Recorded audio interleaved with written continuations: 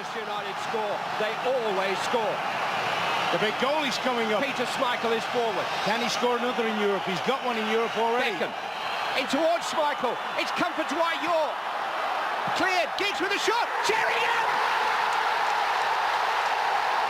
Name on the trophy. Teddy Sheringham, with 30 seconds of added time play, has equalised for Manchester United. They are still in the European Cup. Is this their moment? Beckham into Sheringham, and Solskjaer has won it! Manchester United have reached the promised land. Ole Solskjaer!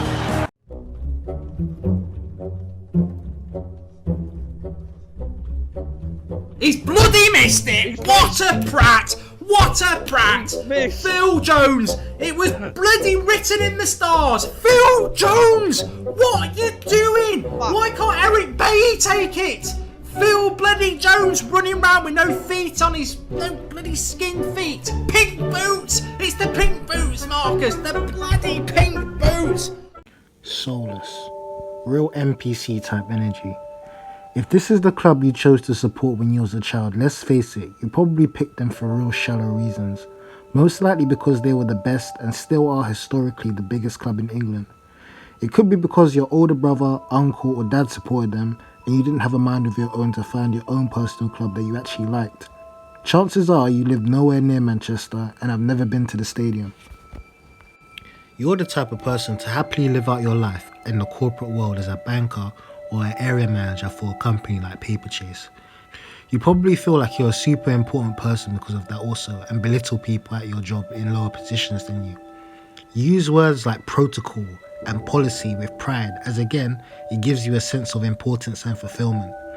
You probably chose Real Madrid as your Spanish club also, for the exact same reason you chose Manchester United, because they're the best, right? You probably don't even truly like football deep down in your heart of hearts. You just pretend to because that's what society and culture dictates. And it's an easy way to connect with a social group. But let's say you are from Manchester. Watching your rivals from down the street must hurt deeply. It is essentially like watching your little brother hit puberty and all of a sudden he's taller and stronger than you. In Man City's case, it would be like your younger brother suddenly taking steroids and now he's slapping you around your shared bedroom. Or suddenly amassing a large amount of wealth and suddenly has a greater social life than you, gets more girls than you, and is generally more popular than you. But the element that hurts the most is the luck, the lack of substance behind it. Your rivals just had someone rich pump money into the club and now all of a sudden they are better than you. It's not down to a genius manager or a changing footballing philosophy or identity. It's not something you can put pride in. It's only down to money. It feels cheap and it only intensifies your hatred. Rightly so, to be honest. You pine on about the Fergie days like how a man in his mid-40s reminisces on his 20s. But just like that last statement, you fail to realise that it's never going to come back, and those days are over. You'll never be the giants of England you once were, and Man United will never relive their glory days. You still refer to your club as a big team, despite the fact that's questionable, and you still act like Old Trafford is a coliseum despite the fact you get outclassed when a top-level team shows up there. Your own players don't even respect your club. Paul Pogba couldn't give a toss about performing in any type of way besides his hairstyles. However, he puts on a France kit and he transforms into the chosen one.